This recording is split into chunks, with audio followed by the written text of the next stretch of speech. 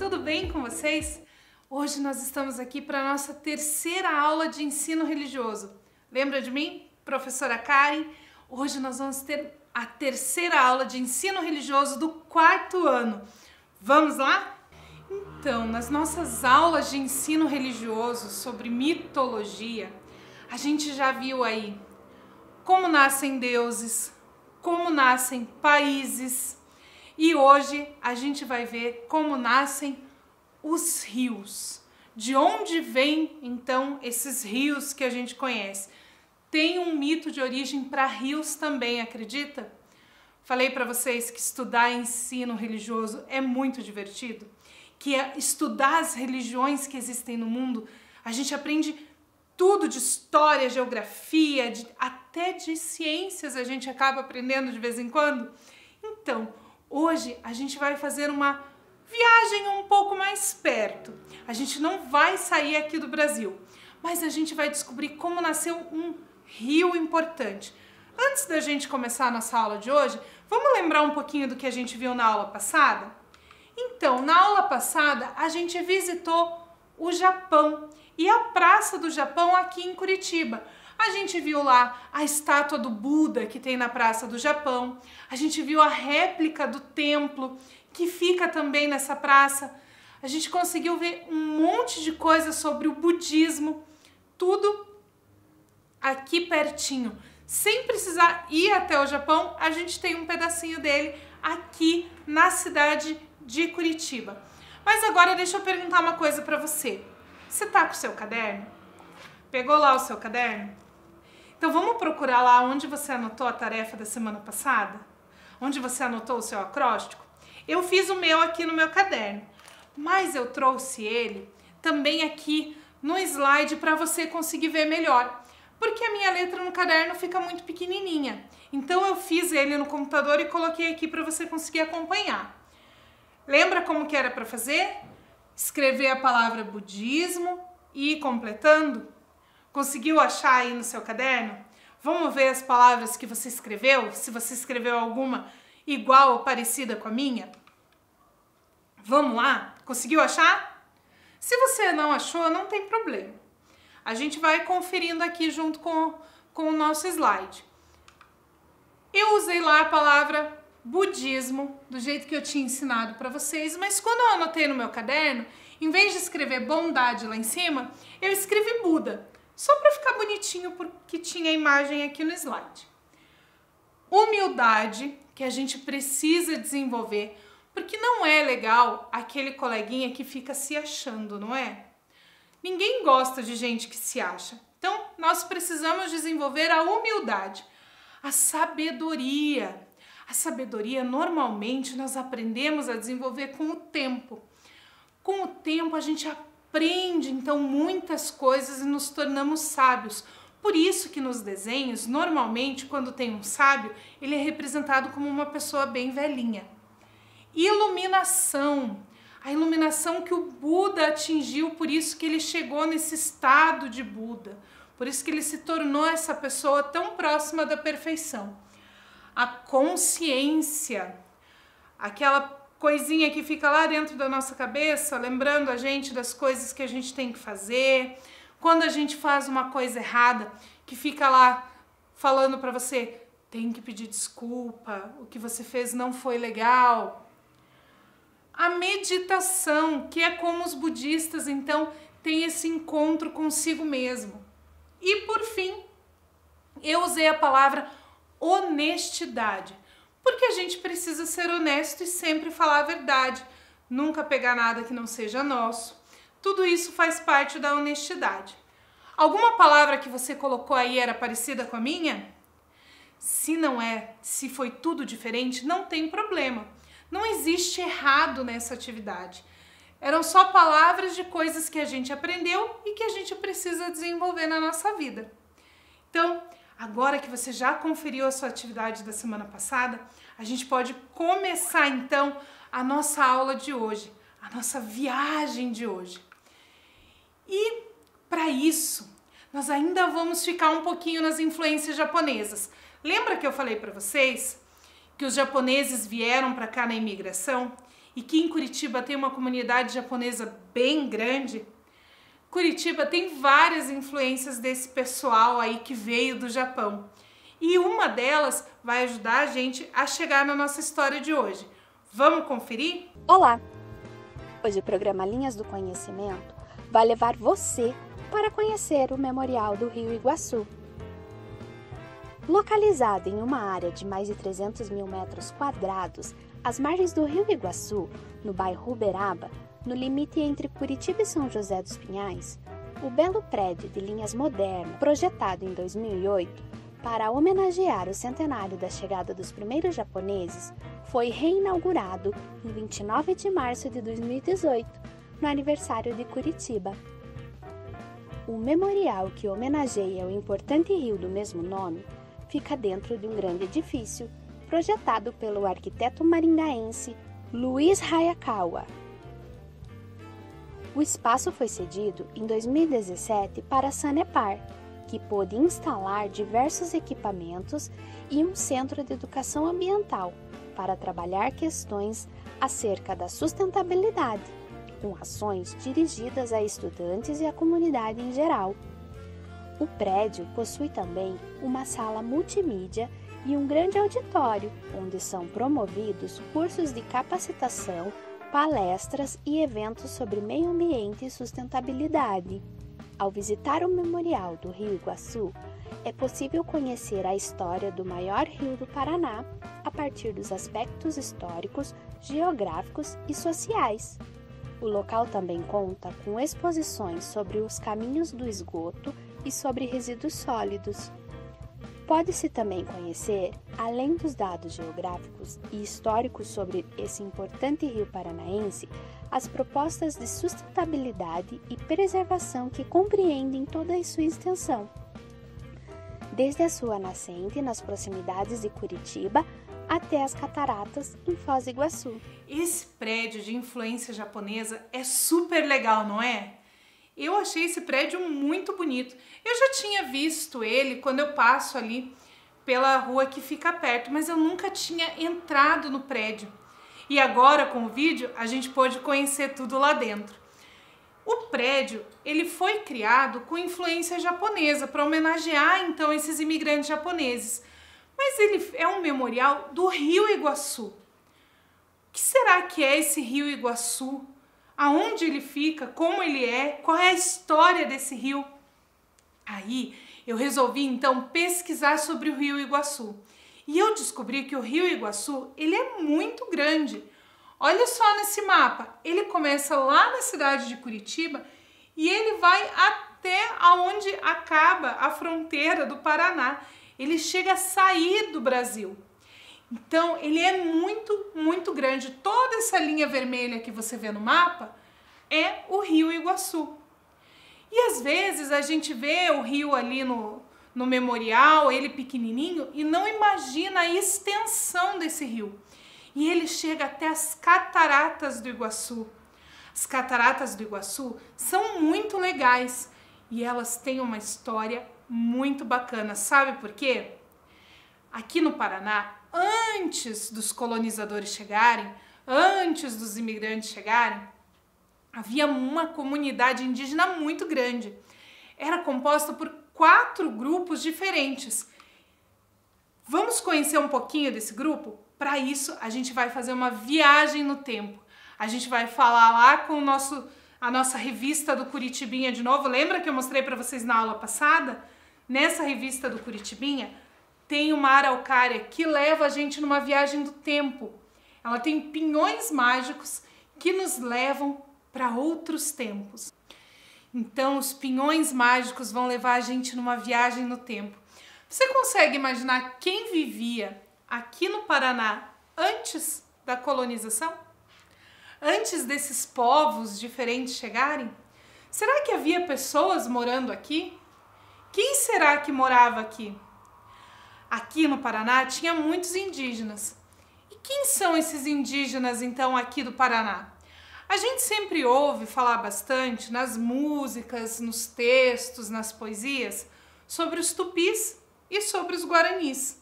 Mas a verdade é que aqui no Paraná havia 4 povos. os guaranis, que a gente já ouve falar bastante, os chetás, os xoclens e os caingangues. Eu vou te convidar agora a pegar lá o seu caderno e anotar esses 4 nomes desses povos indígenas que moravam aqui no Paraná. Você pode também fazer um desenho desses indígenas. Eu trouxe aqui algumas imagens para ajudar você a fazer esse desenho. Sabe aquele material que você usa bastante na aula de arte, o museu na escola? Eu achei 3 fotos super legais de indígenas lá para ajudar você a fazer esse registro. Então a gente tem essa imagem aqui, que é uma foto de 2 indígenas Yanomami. É um outro povo que mora numa outra região aqui do Brasil, mas já ajuda a gente a pensar também no nosso desenho. A gente tem essa outra foto aqui. Essa outra foto aqui, ela não tem o nome do povo ou do indígena que foi fotografado, mas ela é bem bonitinha, né? A gente consegue ver aqui muitas coisas legais, como que é o cabelo, que a maioria dos indígenas tem o cabelo preto, liso. Aqui alguns adereços que ela usa. Essa menina aqui, ela usa alguns brincos de pena, muitos colares. E a gente tem também essa outra imagem, que também não tem nome, que é uma outra criança indígena, que ela tá toda enfeitada, com vários colares, com várias pulseiras. Essas imagens ajudam você também a ter uma ideia aí para fazer um desenho bem bonito desses indígenas. Conseguiu ter uma ideia? Eu já tive várias. Então também vou fazer depois o meu desenho para mostrar na próxima aula para vocês. Esses povos indígenas moravam então aqui no Paraná. E um desses povos morava bem pertinho do Rio Iguaçu, que é o povo caingangue. Tinha uma comunidade caingangue bem pertinho do Rio Iguaçu. E esse povo caingangue, então, tem uma história linda para contar pra gente como surgiram as cataratas do Iguaçu. É o mito das cataratas do Iguaçu, uma história de amor entre 2 indígenas. Você quer conhecer essa história? Então eu vou ler ela para você.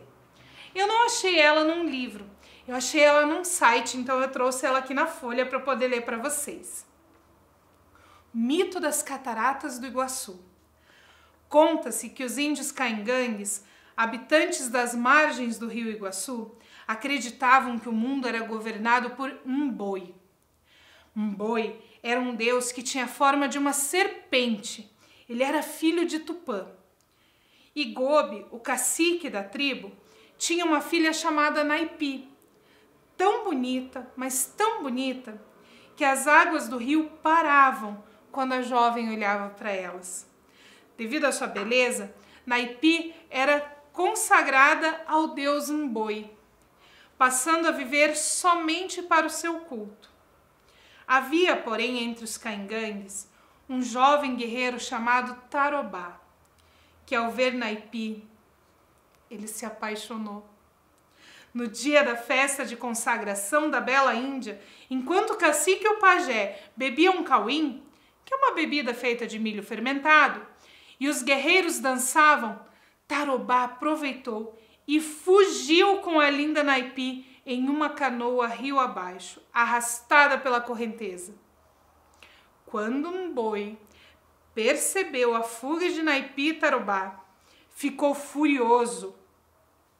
Ele entrou então nas entranhas da terra e, retorcendo todo o seu corpo, fez uma enorme fenda, um buraco muito grande, onde se formou uma gigantesca catarata. Envolvidos pelas águas, a canoa e os fugitivos caíram das alturas, desaparecendo para sempre. Diz a lenda que Naipi foi transformada em uma das rochas que fica bem no meio das cataratas, que fica ali, com as águas passando por ela dia e noite. Tarobá virou uma palmeira que fica na beira de um abismo, inclinada sobre a fenda do rio. O nome dessa fenda é Garganta do Diabo, onde tem uma gruta bem grande. Dizem que M'Boy vive dentro dessa gruta, onde ele pode vigiar para sempre Naipi e Tarobá, para que os dois nunca mais voltem a se encontrar.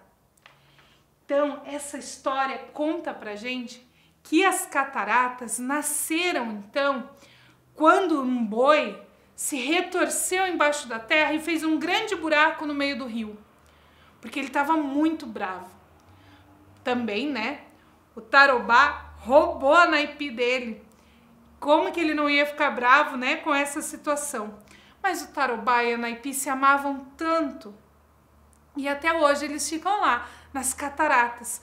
Quando a gente vai visitar, a gente consegue ver que tem uma pedra lá no meio das cataratas realmente. Se ela é Naipi, só ela sabe. A gente não tem como saber, né, se realmente é ela que tá ali ou não, e se realmente M'Boy está dentro da Gruta do Diabo. A gente também não consegue olhar lá dentro da Garganta do Diabo, dessa gruta que tem lá no meio das cataratas. Mas será que ele tá lá? Os Caingangue acreditam que sim. Os indígenas têm uma religiosidade bem diferente das outras que a gente viu até agora. A gente falou um pouquinho da mitologia grega, a gente falou um pouquinho do budismo e a gente conhece aí várias outras religiões que vocês já aprenderam na escola ou que vocês aprenderam com a família de vocês. A religiosidade indígena, ela é bem diferente e cada comunidade vai desenvolver de uma forma. Por isso, a gente não tem como falar, esse mito é um mito de todos os indígenas. Não. Esse mito que a gente aprendeu hoje sobre as cataratas do Iguaçu, ele é do povo Caingangue que habitava ali próximo ao rio Iguaçu. Quando a gente vai estudar mitologia indígena, a gente tem que tomar esse cuidado de pesquisar quem é que contou aquela história, de qual povo que ela vem. Assim como as histórias das religiões, cada religião tem as suas próprias histórias e com os indígenas não é diferente. Então, a gente vai ver que para os indígenas, então, o rio Iguaçu é um rio sagrado. Mas ele não é sagrado só por causa dessa história da Naipi e do Tarobá. Os rios, eles são sagrados para várias religiões diferentes. Muitas religiões vão ter na água um símbolo sagrado. E você sabe me dizer por quê? Pensa aí um pouquinho. A gente consegue viver sem água? Não tem como, né? A gente precisa de água para tudo. A gente precisa de água para lavar as mãos, a gente precisa de água para tomar, a gente precisa de água para tomar banho, a gente precisa de água para regar as plantas, a gente precisa de água para cozinhar. Tudo que a gente vai fazer na nossa vida, mesmo quando a gente não percebe, usa água. Quando você vai usar uma roupa limpa, para ela ficar limpa, alguém usou água antes. E é por isso que a água é um elemento tão sagrado para tantas religiões diferentes. Não existe vida sem água. Até no nosso corpo tem um monte de água. Várias partes do nosso corpo são formadas por água. Então, a água é um dos elementos mais sagrados que existe no planeta. E esse é um dos motivos pelos quais a gente precisa cuidar muito da água para que ela nunca falte, para que ela nunca acabe, para a gente poder continuar usando bastante aí do jeito que a gente usa, para tomar, para limpeza e para tudo mais que a gente usa a água todos os dias. Então, a água, ela vem dos rios.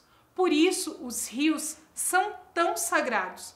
E no mundo existem vários rios que são sagrados. Hoje a gente vai conhecer alguns rios que são sagrados ao redor do mundo. Vamos lá? Como eu falei para vocês, existem muitos. Aqui mesmo no Brasil são vários, mas a gente escolheu alguns então para a gente conhecer hoje, que vão representar várias religiões diferentes e vários países diferentes. Vamos conhecer esses rios? O primeiro é o rio Urubamba. O rio Urubamba fica no Peru. ele era considerado sagrado pelos incas.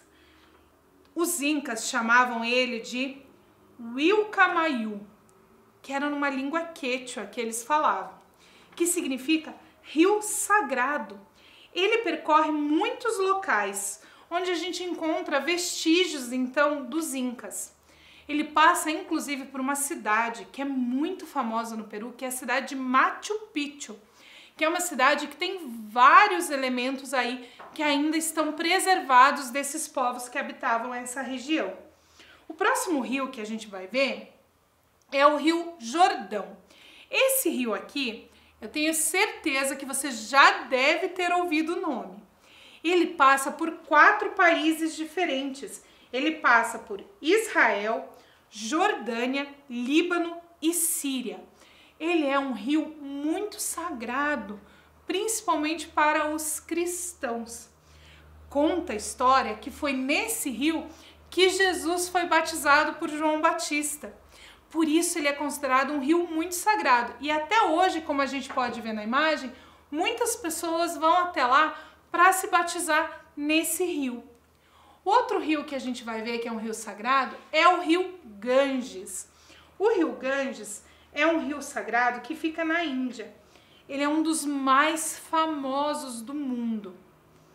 Você pode ver que tem muita gente lá. Ele sempre está muito cheio de devotos. Devotos do hinduísmo e de várias outras religiões orientais que veem nas águas desse rio todo esse elemento sagrado. Muitas pessoas acreditam que tomar banho nesse rio purifica elas de todos os pecados, de todas as doenças. Então, muitas pessoas vão até a Índia só para conhecer o rio Ganges.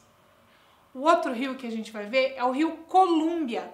O rio Colômbia, ele é o maior rio da América do Norte. Ele fica nos Estados Unidos.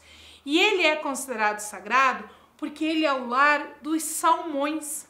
Sabe aquele peixe que a gente vê às vezes nas figuras ou nas imagens, os ursos caçando, os ursos pescando? Você assistiu o desenho do Irmão Urso? Lá no desenho do Irmão Urso, a gente vê os ursos pegando peixes aqui no rio Colômbia. Então ele é um rio muito sagrado por ele ser a casa desses peixes que são tão importantes. O outro rio também fica na Índia. Na Índia nós temos mais ou menos 8 rios que são sagrados. Hoje a gente vai ver só o Ganges e o Yamuna. O Yamuna, ele é um rio sagrado, mas infelizmente tem muitas indústrias perto dele. E como a gente pode ver na foto, ele está muito sujo. Ele é um dos rios mais poluídos do mundo, por conta dessas indústrias que ficam ali na região e que acabam jogando lixo dentro dele.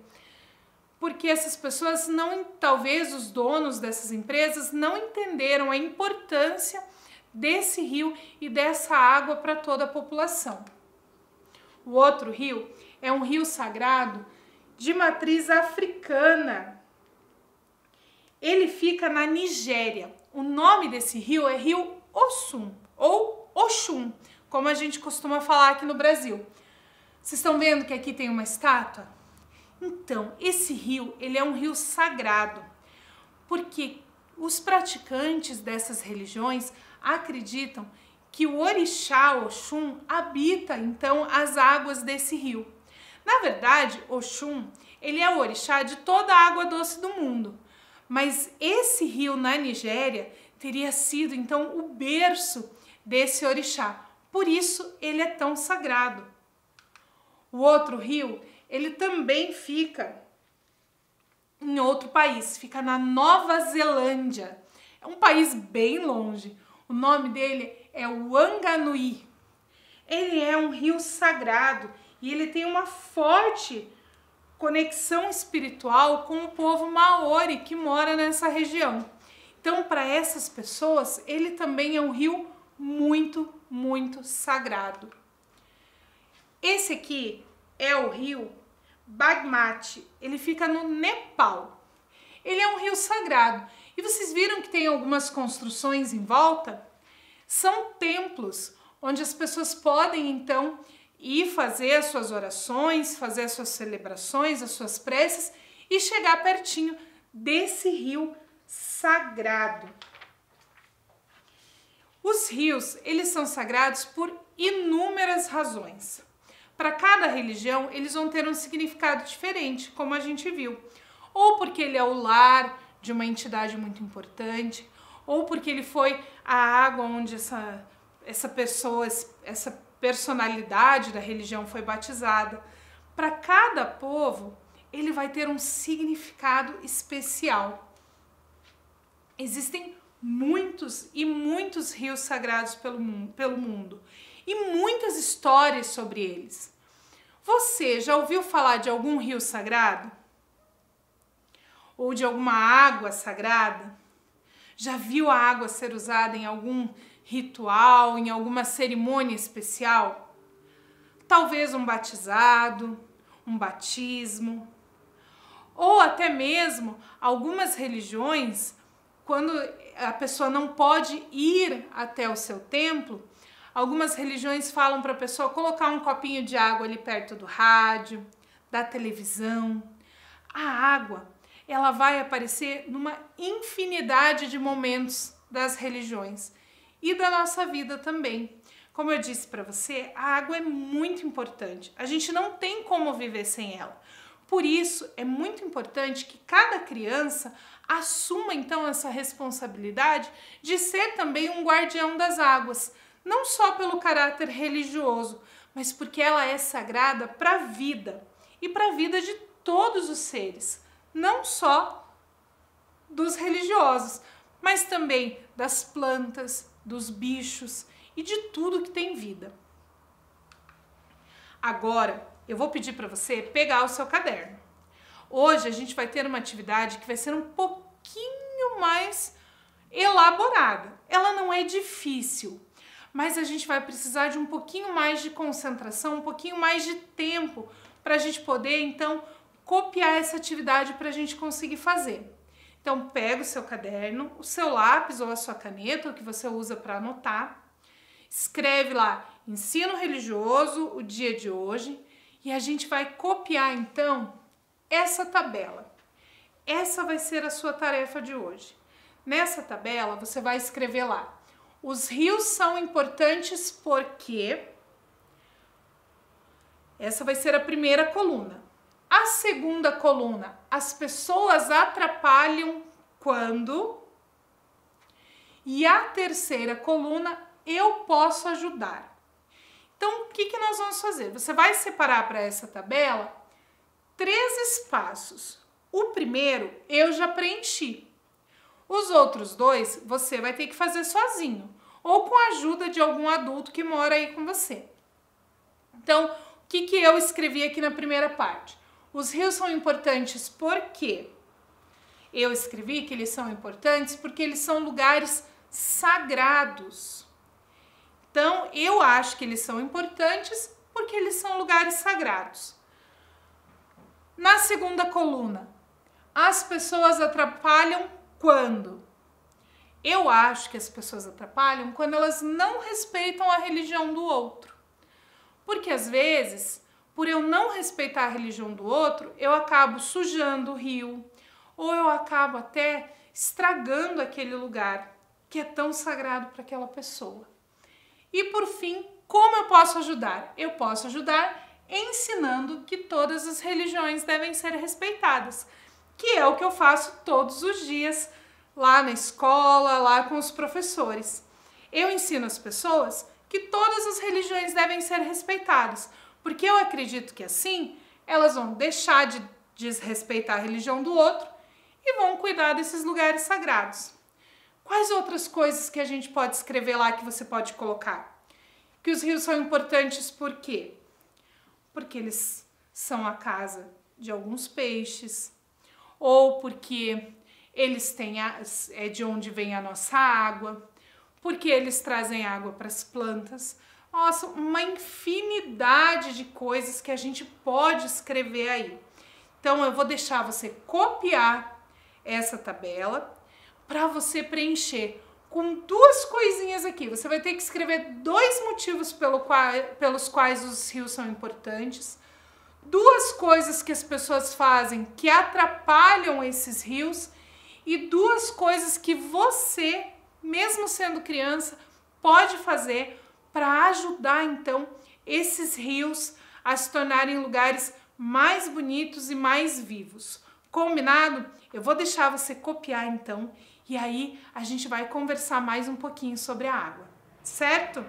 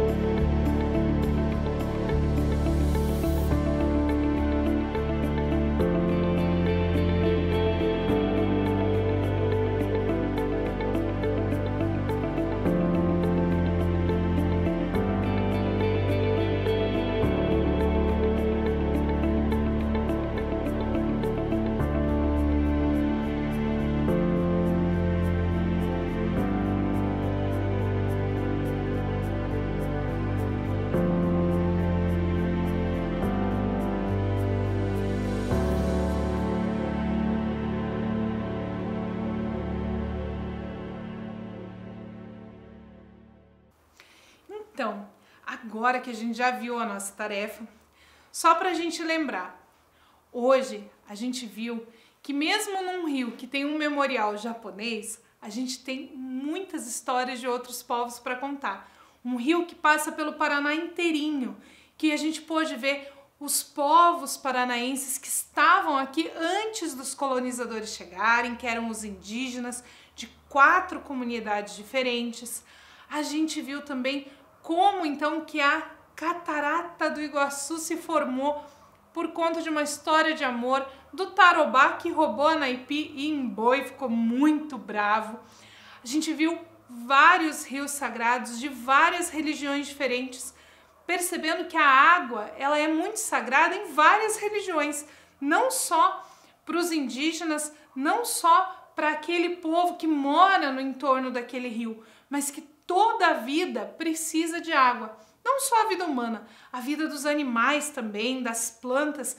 Então, a gente percebeu como é importante que eu e você possamos fazer, então, alguma coisa para preservar essa água, para cuidar dessa água, para que ela nunca venha a faltar e como ela é sagrada para todos os povos. Então, para a gente encerrar a nossa aula de hoje, eu vou deixar vocês olhando esse rio bonito que vai aparecer na tela. Enquanto isso, eu vou ler para você uma poesia que fala sobre a água. Eu anotei essa poesia aqui no meu celular e eu vou ler para você. Esta água limpa e cristalina, que me refresca o rosto, faz-me sentir a pele fina, bebê-la fresca é um gosto. Esta água fresca e mineral com que mato a minha sede. É coisa óbvia, é mais natural que na secura a gente pede. Esta água sempre corrente que percorre toda a serra, dá frescura a toda a gente e dá vida por toda a terra. Esta água que é vida e todos os males cura, não deve ser poluída, tem de se manter pura. Quem escreveu essa poesia foi o José Couto e ela mostra pra gente como a água é importante. Então, para a próxima aula, a gente vai aprender muitas coisas legais de uma outra religião. Eu não vou contar para você agora qual é, mas eu posso adiantar para você que tem aqui em Curitiba templo dessa religião. E agora, vai ficar pensando aí em quantos você conhece? Então, crianças, lembrem-se, cuidem da água. A gente precisa lavar as mãos muitas vezes por dia, mas enquanto está esfregando a mão, lembra de fechar a torneira. Molha a mãozinha, pega o sabonete, fecha a torneira, esfrega a mão lá. Lembra que eu falei na primeira aula? Esfrega a mão cantando parabéns 2 vezes para dar o tempo de esfregar todos os cantinhos. Aí abre a torneira, enxágua a mão e fecha de novo na hora de enxugar a mão. Não deixa a torneira aberta para a gente não desperdiçar esse elemento tão sagrado e que está lá dentro da nossa casa, vindo pela torneira. Então, cuidem da natureza, cuidem de vocês, da sua família e a gente se encontra na próxima aula para uma nova viagem pelo tempo e pelo espaço para conhecer uma nova religião. Fiquem bem e até a próxima!